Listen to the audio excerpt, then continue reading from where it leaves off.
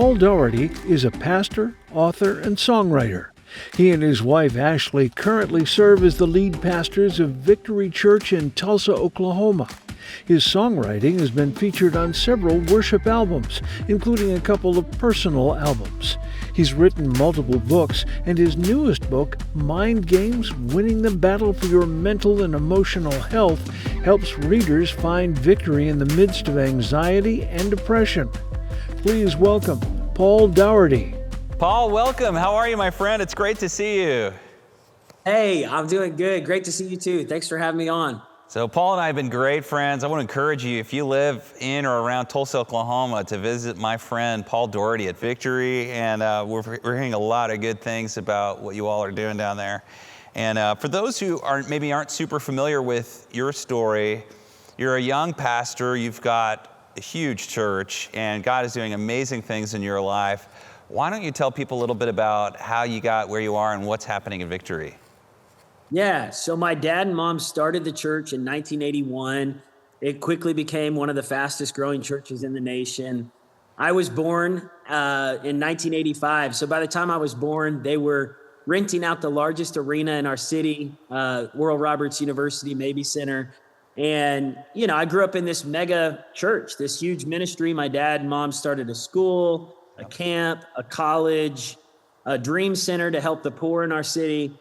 And then in 2009, the year before he passed away, he built this 5,000 seat auditorium. We were a mobile church for 25 years or 28 years. And then all of a sudden this auditorium's built in Tulsa, and then he dies tragically of cancer. And when he died, I had been, the youngest of four siblings serving in the church. When you're a pastor's kid, you're free labor.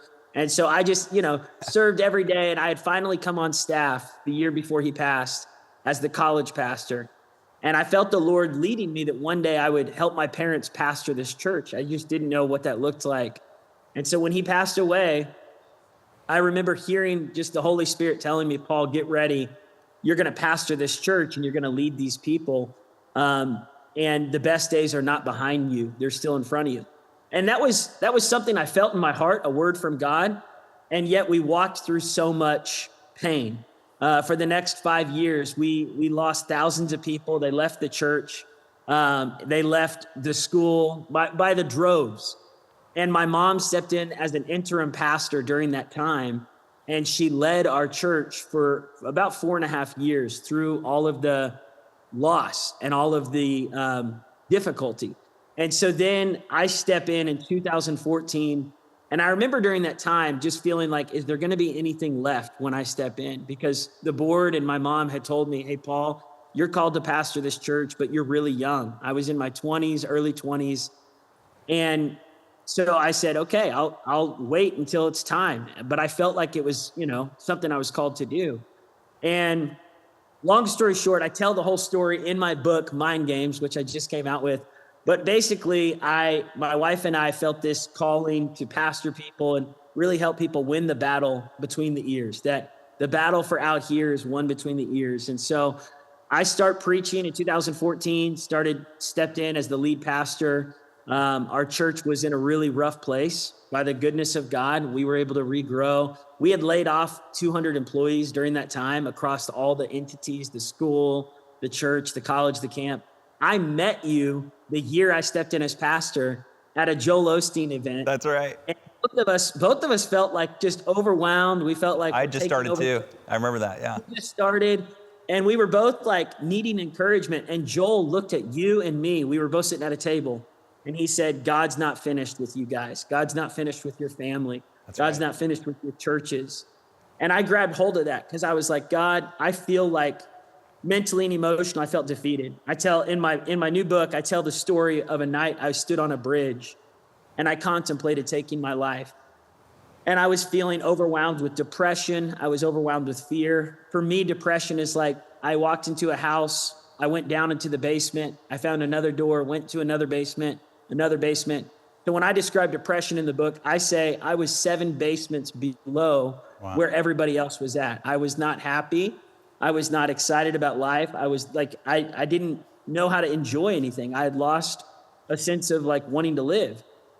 And so in the book, I talk about the pain of the church led to my own mental and emotional pain, my marriage, my family, my wife and I, we had miscarriage. And so we walked through all of this. And by the grace of God, we were able to see everything turn around to where now the church is in a great place, the school. I thought we were going to have to shut down all of these things. I talk about in the book this fear of just like, I'm going to be a failure. I'm going to fail my dad's legacy. Just all the feelings of insecurity and fear and anxiety and panic attacks and depression and suicidal thoughts. And so that's kind of my journey, my story. And so fast forward 2024, been pastoring for 10 years. I got 5 kids. We're healthy. Awesome. We're good. We're thankful. I remember that time at Joel Osteen's event, and it was pivotal for me too. And I feel like it almost kind of like bonded us as friends. I remember your story too, thinking how similar your story and Joel's story is in the way that his dad died when he was young, and they didn't know who was going to take over. And your dad, Billy Joe Daugherty, was and is a legend in the faith. And when he died, I remember there were shock waves because nobody knew he was sick. He was like in his 50s, wasn't he? He was a relatively young guy for how successful he was, probably in the prime of ministry, died of cancer. And everybody was just like, what?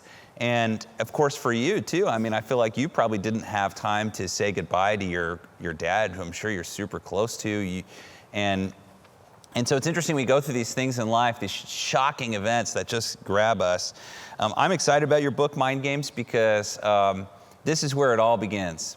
What do you think? Yes, tell us more about that. Tell us more about how success in life, having victory in life, in your walk with God, it's not just about overcoming depression, right? There's other things that are going on. A lot of people don't struggle with depression, but they're still fumbling up in their mind games. Yeah. And I talk about in the book how even like success can lead to depression, can lead to trauma, can lead to just feelings of burnout. So like there's all kinds of levels of mind games. We face mind games. Even after writing this book, I faced the mind games of like, is this book going to be good? Will it impact anybody? So we face the mind games of wanting to impress people, wanting to live a life that we feel like we're proud of, and then asking those questions in our head, like, am I doing what I'm supposed to be doing? Am I doing good at what I'm supposed to be doing? Am I supposed to be doing something else? And all of the mind bubbles that we draw in our head on a daily basis. So I just talk about insecurity. I talk about the fear of man. I talk about the fear of failure. What stops us from taking risks in life? What stops us from living with faith? What keeps us in a holding pattern of anxiety? I talk about in the book, how do we get through those things? How do we come out on the other side and win the games so that if we can win it here, then we can start winning out here. And I've heard you talk about this. I love on your social media posts that you address so many people in the church are afraid to talk about mental health and emotional health. And yet that should be the safest place for us to talk about these things. But let's find some tools that can help pastors, churches, congregation members walk in victory in their mind. There's a story of a 28-year-old guy who jumped from the Golden Gate Bridge and he survived. But he said that as he jumped from the bridge, he was 28, he felt totally overwhelmed by life. And as he jumped, he realized that all of the problems in his life he thought were unsolvable were totally solvable, except for the fact that he just jumped from a bridge. And very often, I think that's a good thing, that we understand that sometimes we're overwhelmed. It's good to just like step back. And you're helping people do that. I want to encourage you, if you're watching right now and you need some encouragement, some help, in your own mind games, and if you want to understand how your thoughts change your world, and if you want victory in life, get a copy of Mind Games by my friend, Pastor Paul Daugherty. Paul, thank you so much. We appreciate you, my friend. God bless you. Thank you, Bobby. Thanks for having me.